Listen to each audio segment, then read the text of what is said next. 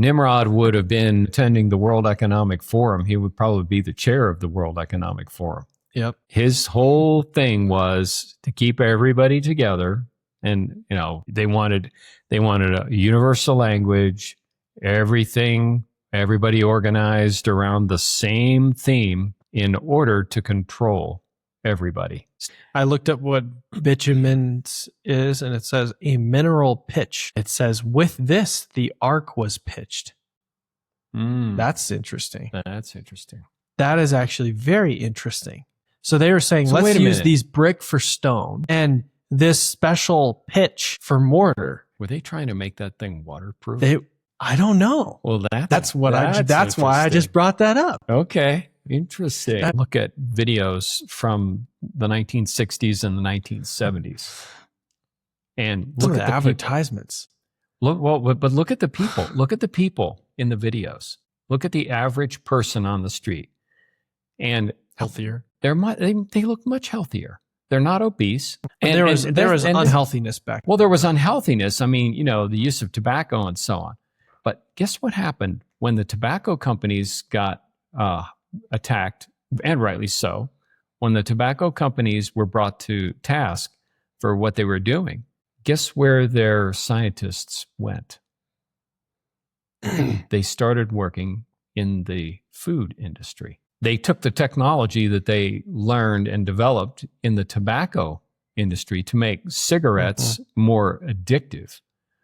And they applied that to food. The conflict between good and evil, wars, crime, political intrigue, civil unrest, religious tyranny. Who controls history? Is there a meaning to life? Is God real, and is there a devil? That's what we talk about. This is the Great Controversy Podcast.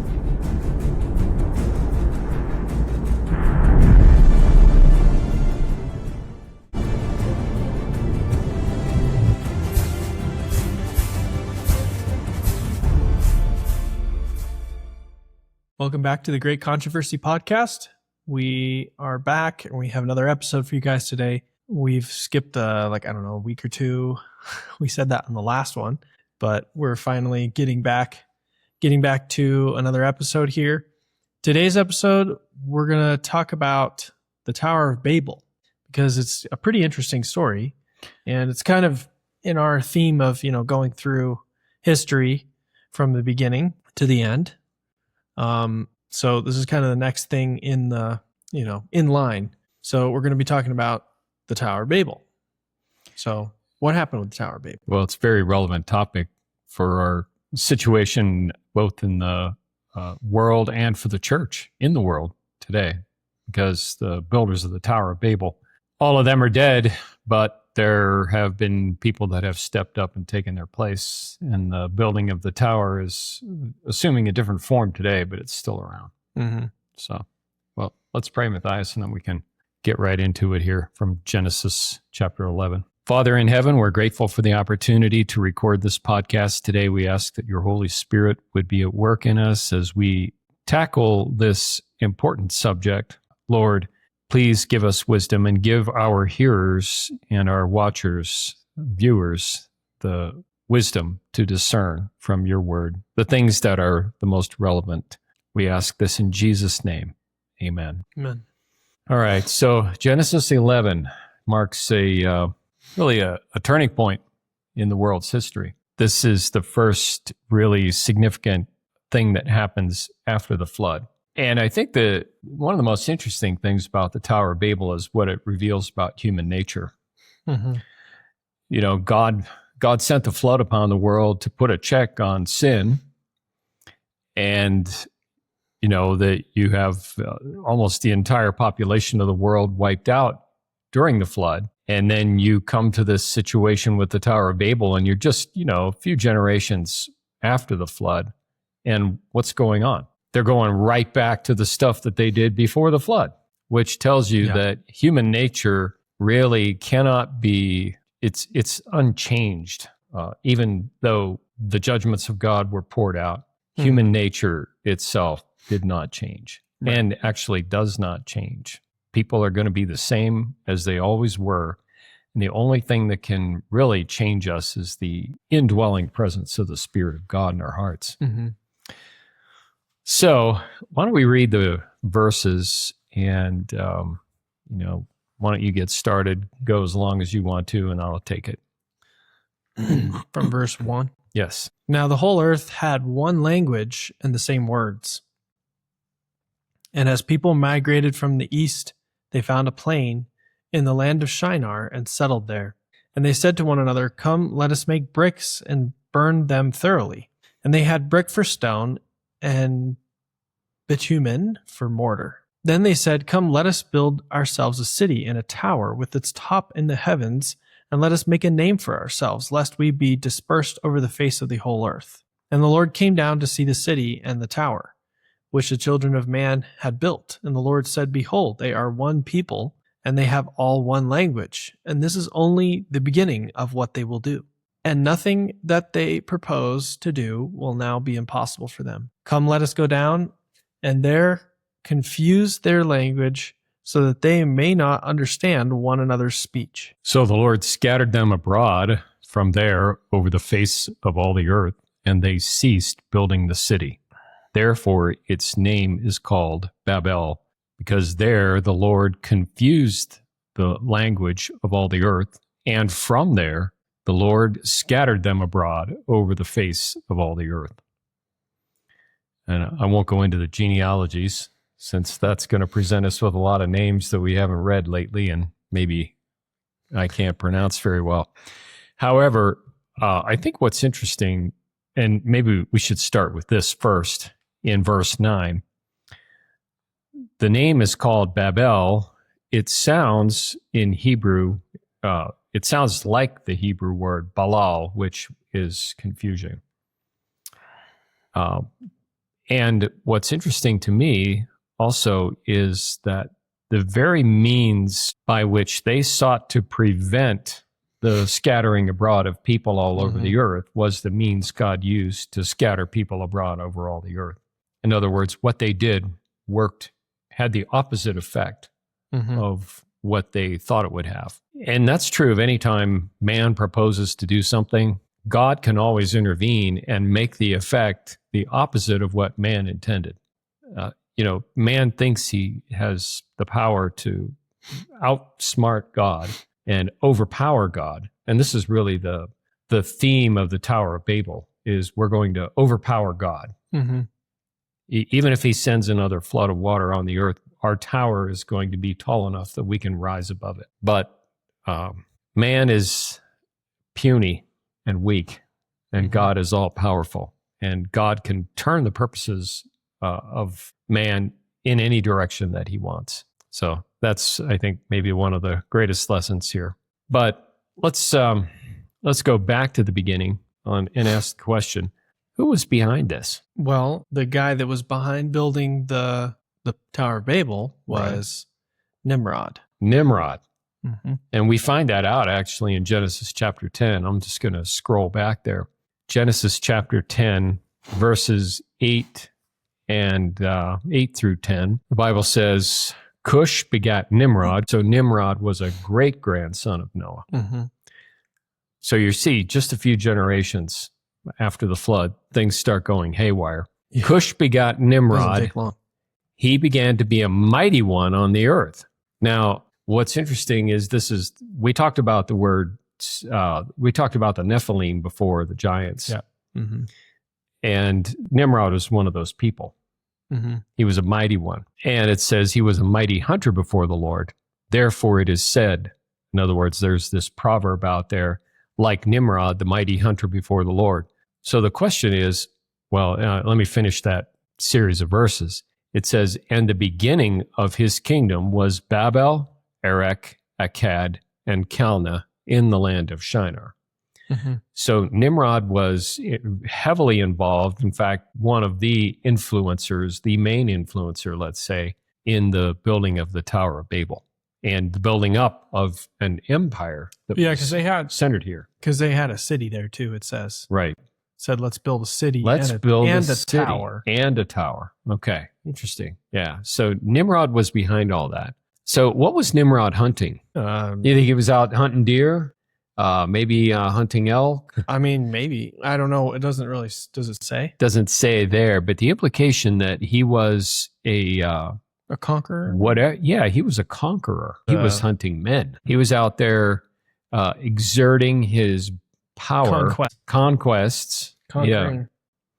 Yeah, he was seeking to establish a universal empire. Now, I don't suppose we have anybody like that today around, right? Absolutely not. Nimrod would have been attending the World Economic Forum. He would probably be the chair of the World Economic Forum.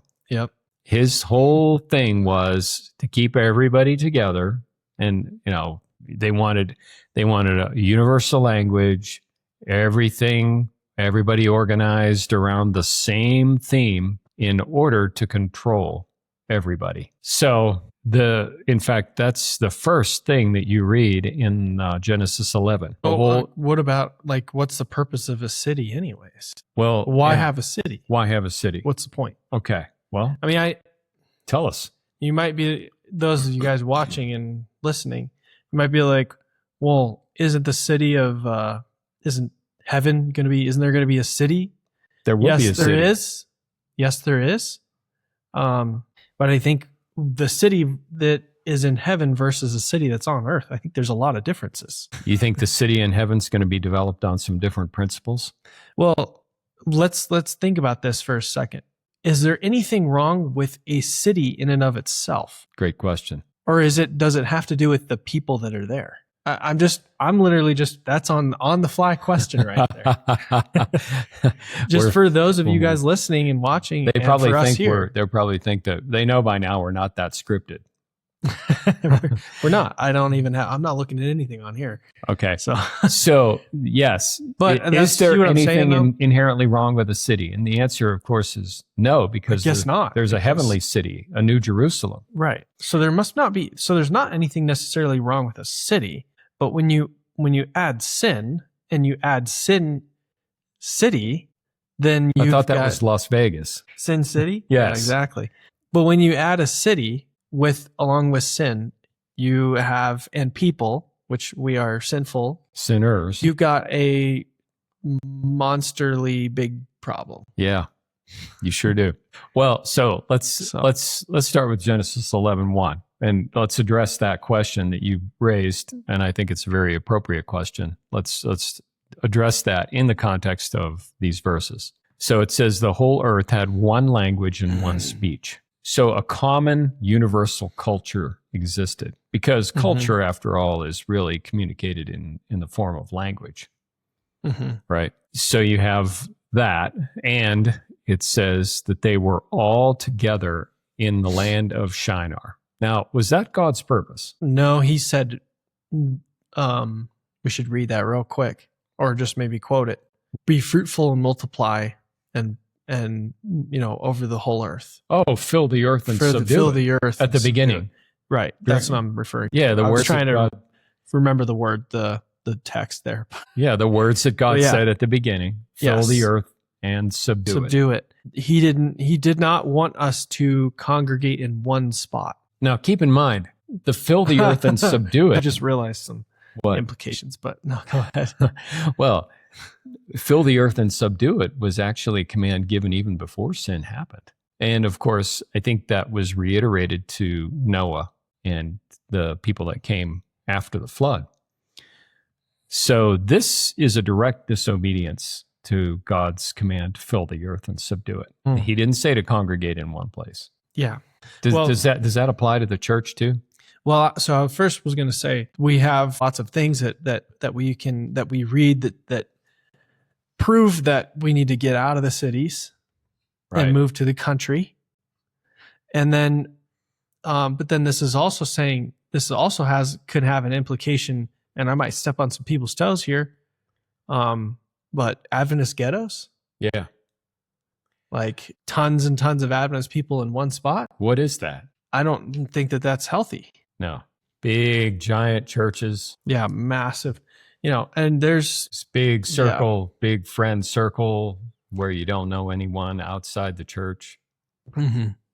That's a nice recipe for comfort and convenience. Right. but not for evangelism and witness. Yeah, that's true. And we can go deeper into that, but we'll not go deeper Okay, into so that. we'll refrain from that one today. Yeah. But just food for thought. Adventist ghettos, cities, kind of the same thing. It's kind of the same thing, honestly. But go ahead. Okay. So they find this place that they like, and they are using the latest technology, the brick making idea. They used clay bricks and asphalt, actually bitumen for mortar. And they say in Genesis 11 verse 4, they say, "Come, let us build ourselves a city and a tower whose top is in the heavens." Okay, that's very significant. Why would you want that? Unless you were afraid of something. Yeah. I looked up what bitumen is, and it says a mineral pitch. It says, with this, the ark was pitched.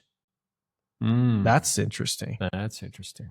That is actually very interesting. So they were saying, So let's wait a use minute. these brick for stone and this special pitch for mortar. Were they trying to make that thing waterproof? I don't know. Well, That's why I interesting. just brought that up. Okay, interesting. That is super fascinating. So they're like, we're trying to make this thing waterproof, and we're trying to preserve ourselves just like Noah did in his ark. Oh my, that's fascinating. With this massive tower they're going to build. Interesting. Okay, good thought. Well, but then the verse continues. Let us make a name for ourselves, lest we be scattered abroad over the face of the whole earth. So in their minds, being scattered abroad would prevent something from happening. It would prevent them from making a name for themselves. So what is making a name for yourself?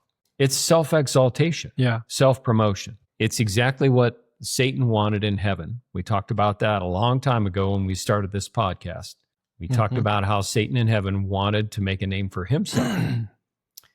And these people... And he wanted to...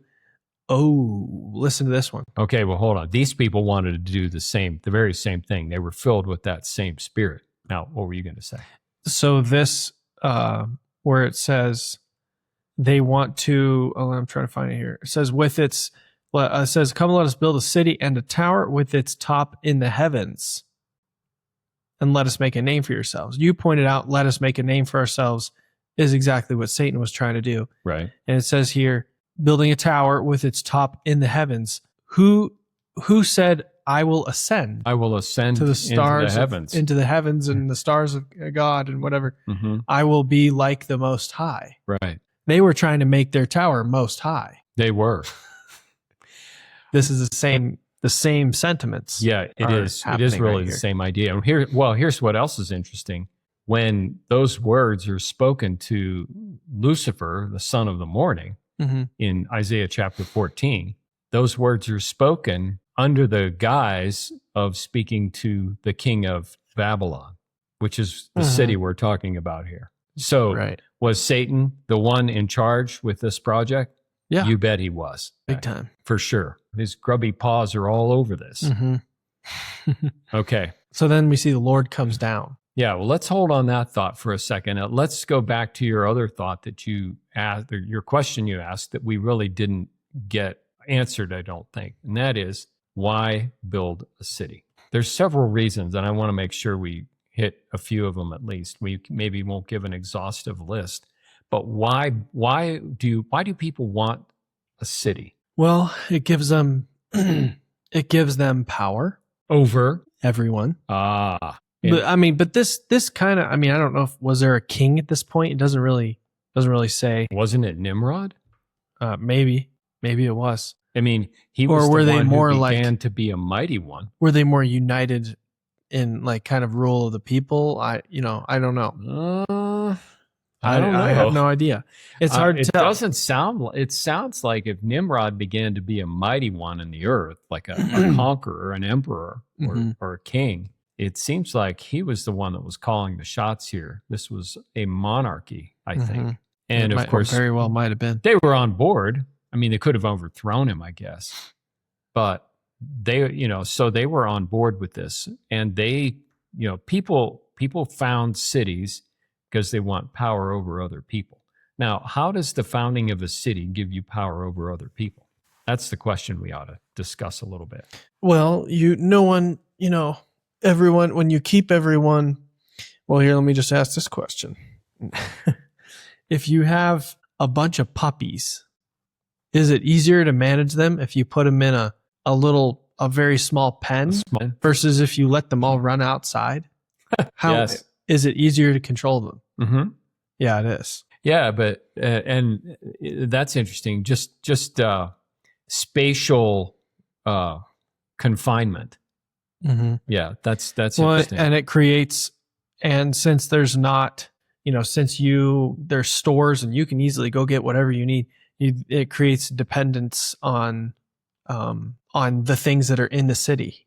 It creates, you create a dependence for everyone so that everyone doesn't know how to fend for themselves. Okay, so you take away independence. The reason that is because when you get so many people piled on top of each other, like happens in a city, just imagine, for instance, New York City, 30 million people, I guess, roughly in the New York City metro area.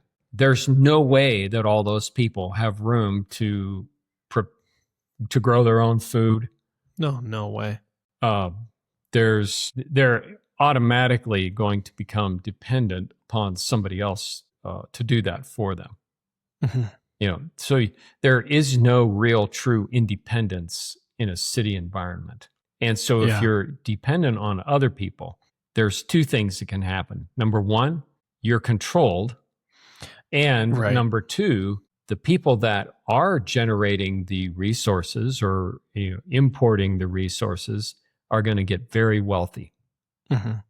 And that's the other reason I think that people want urbanization is it favors the designs of the super wealthy. Right. Because they can afford to set up these systems in order to deliver resources to people who can't fend for themselves. And then they can charge whatever astronomical prices they want. Well, and I think let's be careful because I believe that God created us humans to be dependable or to be dependent upon Him. On Him. Okay. But see, this is where the devil has slipped in, and he's saying, "Look, we're going to make people dependent on people instead of people dependent on God." What does that do then? Think about Hollywood and all of the all the movie stars and everything, music stars. People, they're kind of dependent on those people to dictate their life in a way. Mm-hmm. So you're dependent upon other people to set, trends, to set, styles, to set music, choices, to set, whatever you watch, to set, what to buy, you're dependent on people. You're no longer dependent upon God. So Satan is taking advantage of our natural dependability. Is that the right use of that word? Our natural dependability upon that we're supposed to be depending upon God. Right. And he's instead replacing that with you have to depend on everyone else, all bunch of people, humans. They show what's to be done. Yeah. And there's usually just usually you trace it back and it's Satan that is setting everything. He's setting the trends. Exactly. Because it's the people that he can influence in the most direct way that are the trendsetters under those circumstances. Because Satan, his lie was, think about this thing you've never thought of before, and you'll be like God. In other words, you can be God by doing whatever you want and not following anyone else and not following what God says. So what are you when you are totally dependent on other people for your sustenance? What are you? You're a slave. Well, you're a slave. You're a slave. Mm-hmm. When you have to work according to their terms, and when you have to be dependent on them, whoever they are, the movers and shakers, the elite, whatever, when you have to play ball by their rules, then you are a servant to them. Well, what about when someone might say, well, isn't it the same with God and obeying his laws and all that? Aren't you just a slave then? You're being forced. You that's have what Satan says. Right. He referred to the angels that did not agree with him in his rebellion as deluded slaves. Mm-hmm. But were they, though? That's the question. What does God propose to give us in turn when we depend on him? What does he give us? He gives us independence. Yeah.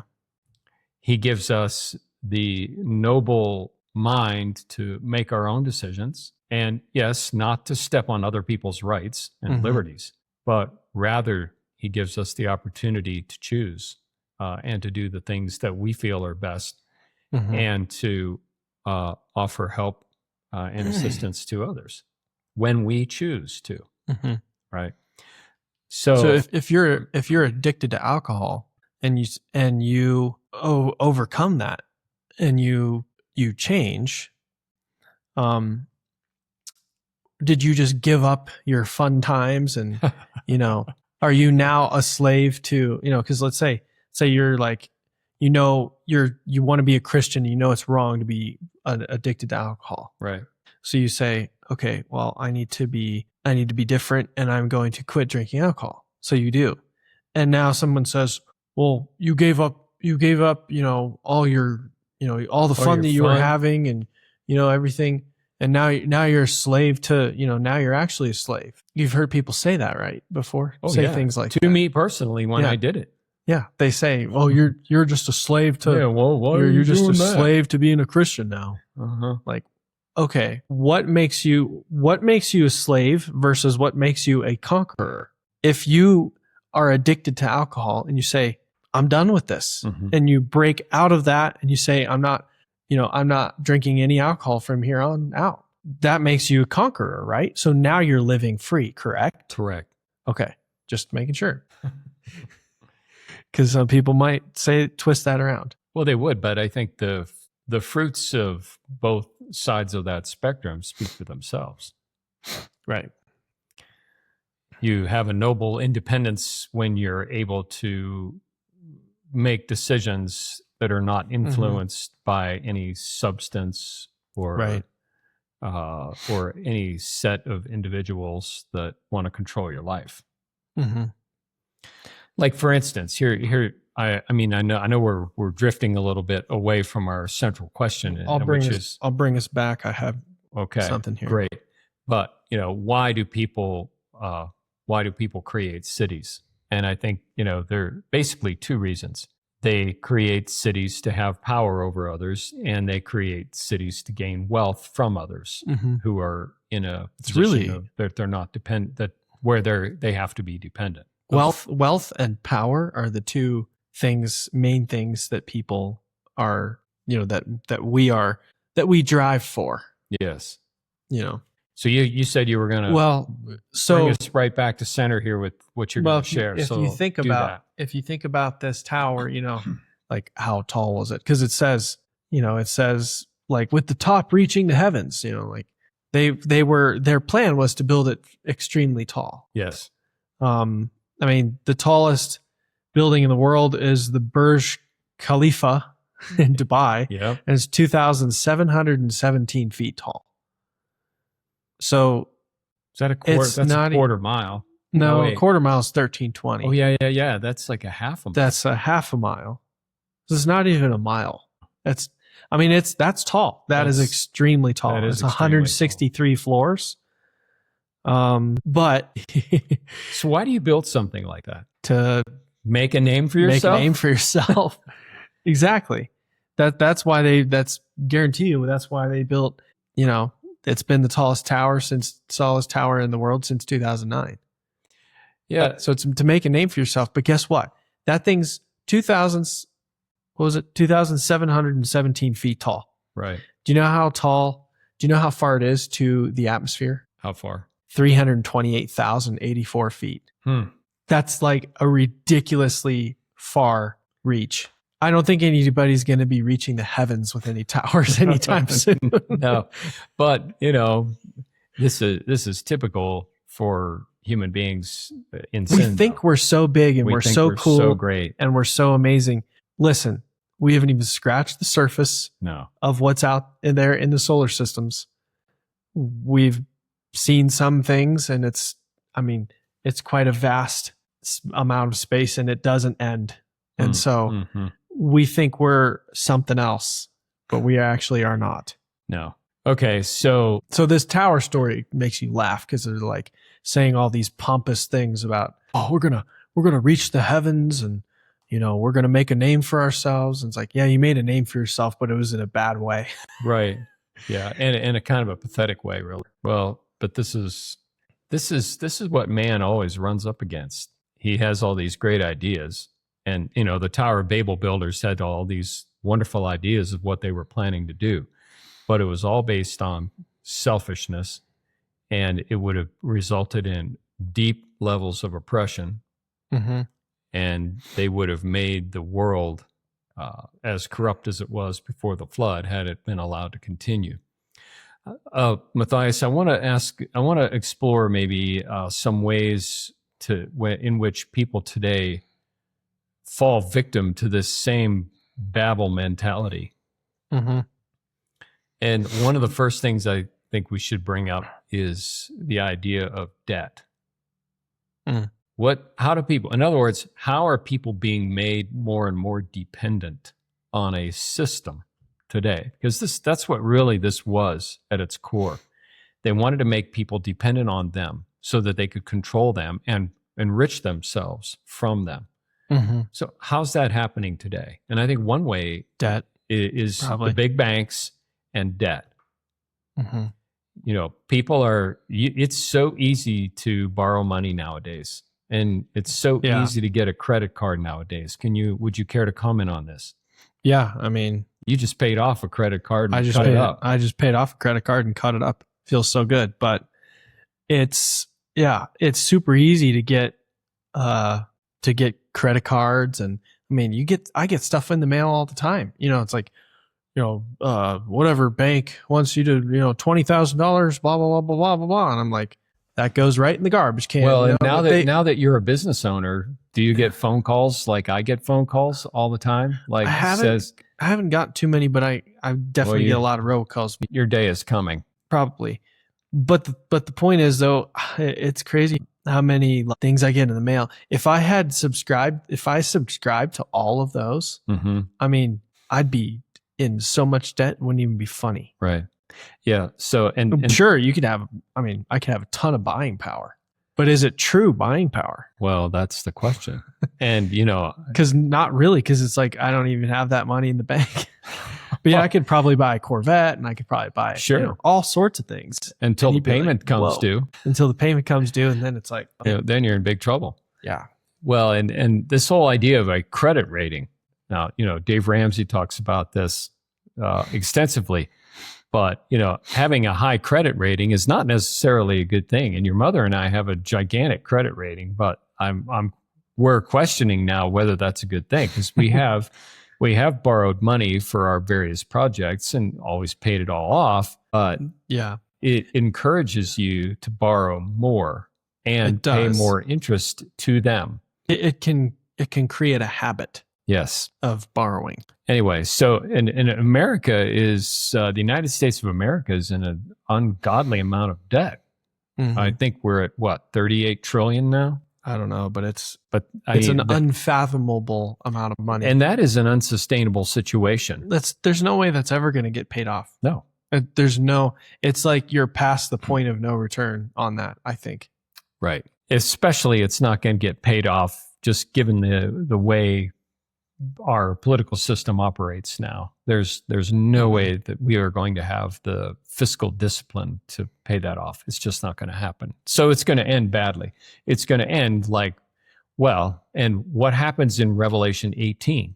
You have the fall of Babylon, spiritual Babylon, but that has economic and social implications because the merchants of the earth are involved, and they are the ones that are throwing dust on their heads and weeping and wailing at the end.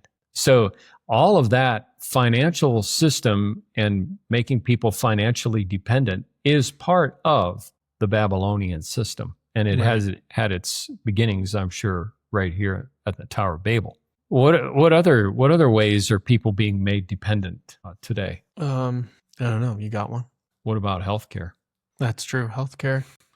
The pharmaceutical companies, Mm-hmm. are they making us dependent on them? Yep. Yeah. I mean, all the ways in which big pharma tries to control our lives, whether it's, you talk about the various vaccines out there, all the drugs that they propose, It's the healthcare is all centered on money, drug promotion and money. And that's really sad because it's no longer about taking care of people's health. Right.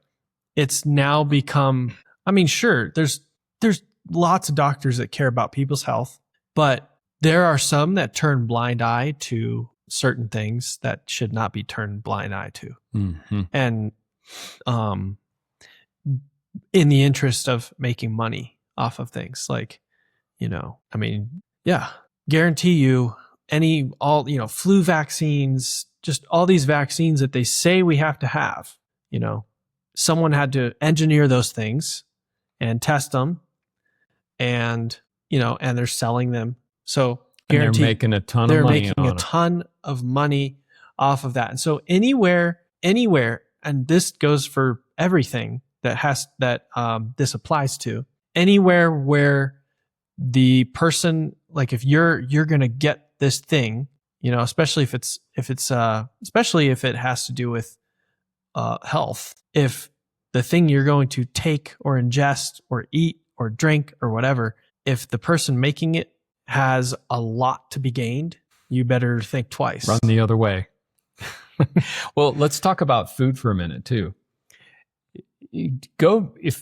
I will challenge our viewers to go back and look at videos from the 1960s and the 1970s, and look at the advertisements. But look at the people. Look at the people in the videos. Look at the average person on the street, and healthier. They look much healthier. They're not obese. And there was unhealthiness back then. Well, there was unhealthiness. The use of tobacco and so on. But guess what happened when the tobacco companies got attacked, and rightly so, when the tobacco companies were brought to task for what they were doing? Guess where their scientists went?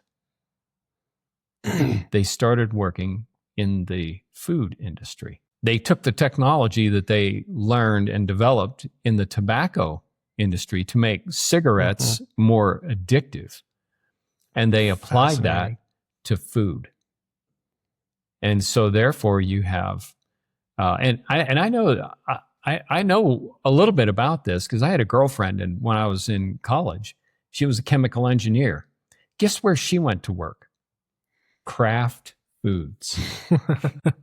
She wasn't developing petroleum, this or that. She went to work in the food industry. That tells you Isn't that something. interesting?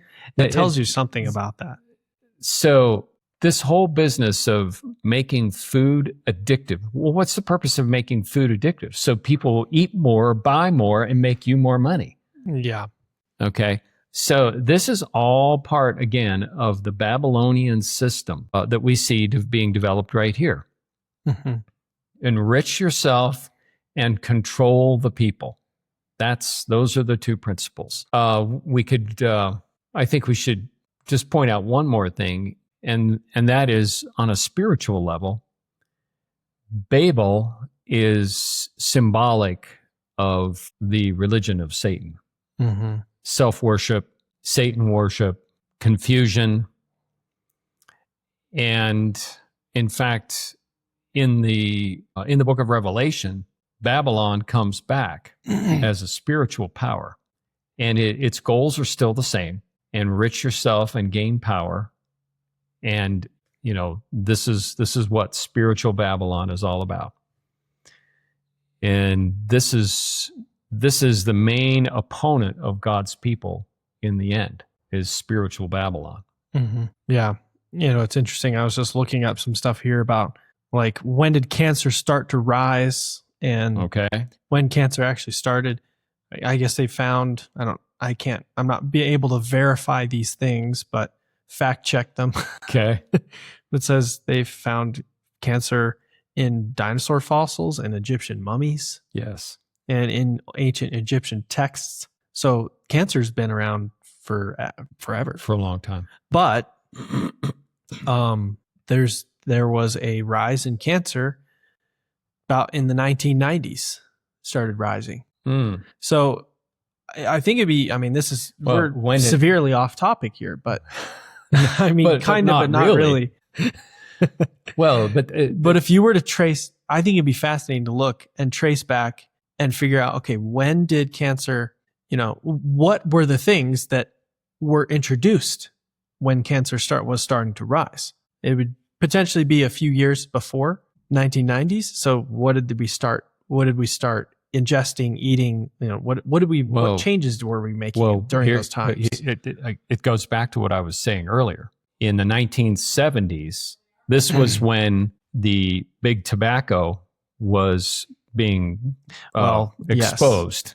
Right. Right. It did say something in the about 1970s. that too, surprisingly.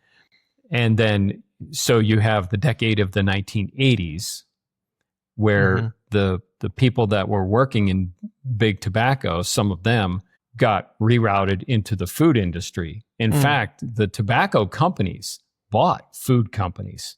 Yeah, that's a red flag. Big red flag.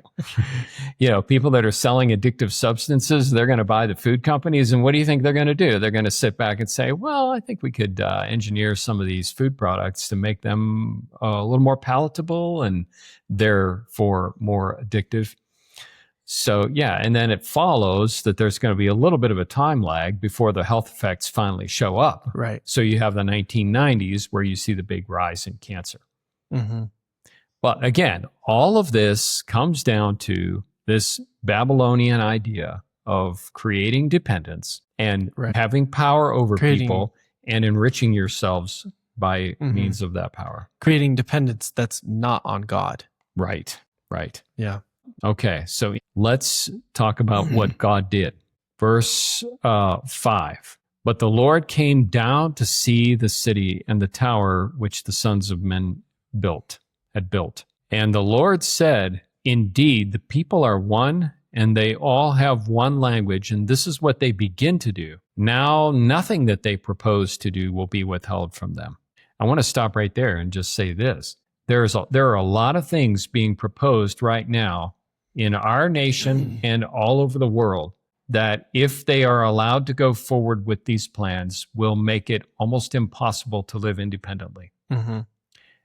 I just found out that we have a flock camera in Pagosa Springs. Oh, boy. And there's another one out on 160 over there towards Chimney Rock somewhere. Great. There's tons of them in Florida. Yes. Some people want to get rid of them. Hopefully they do. Well, I wish that we could get rid of all of them. Yeah. But I'm sure if there had been the technology back in those days, they would have had flock cameras all over Babylon. Mm-hmm. So this whole idea of spying on people, no privacy, everything you do is controlled and managed. This is all Babylonian stuff. Mm-hmm. And so God says, indoctrination. Yes. Think about when. Wait a minute now. Now you're going to open a big can of worms. We can't go down this road too far because we're almost done. But just for food for thought. Okay. We think about Daniel Daniel and his friends. Yes. When they were taken captive from Jerusalem and they were taken to Babylon. Guess what happened to them? They put them all out on a farm and taught them practical skills, No, they did right? not. They took them into the city and they retrained them and they gave them new names. Even. They changed their names. Said, you're a different person. That's very significant. They changed their names. They taught them all this new stuff. And of course, Daniel and his friends refused to forget what they had learned. So there was no ideological buy-in on the part of Daniel and his friends. Yeah. But unfortunately, that doesn't always work that way. Mm-hmm. So you're saying our educational system might be involved in the Babylonian very much mindset? So. Yeah, I agree. Okay, so God ultimately stopped this from going forward. it went forward for a time, and it appeared like it might be completed, but he stopped it. What does that tell us about what's going to happen today, Matthias? What do you think? Well, God has his hand in everything. He's helping, God sets up kings and takes them away, as we know from the Bible. Yes. He set up King Nebuchadnezzar, even though King Nebuchadnezzar in the beginning, in the, half of his life was a really evil king. And then God takes him away, and then he sets up another one, and he takes that guy away, and he sets up another one. So God is he is constantly doing things to protect his people, and he's also doing things to he's sometimes doing things to facilitate things to bring glory to his name, and also allow Satan to do his will in order to show what sin is capable of. Also, so God allows him to show what his true principles are. Yeah, that's interesting.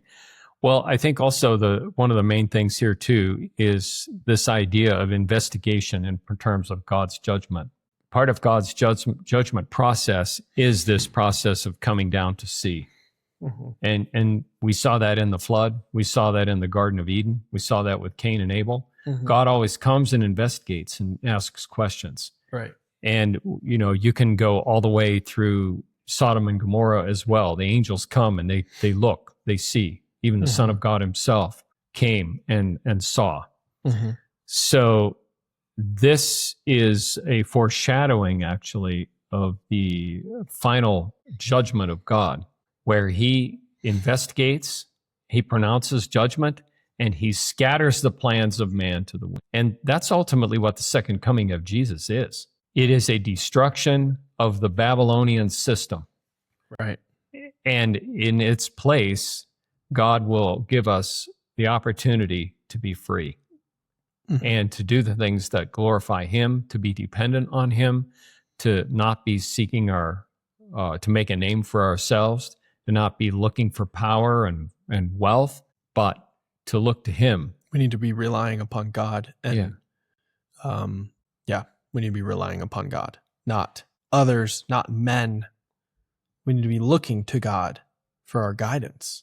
And I think this is part of the whole call to leave the cities, is the fact that the system of Babylon, this system of dependence on man, this system of making a name for yourself and wanting to enrich yourself at others' expense, all of that is something that today's Christian should have nothing to do with.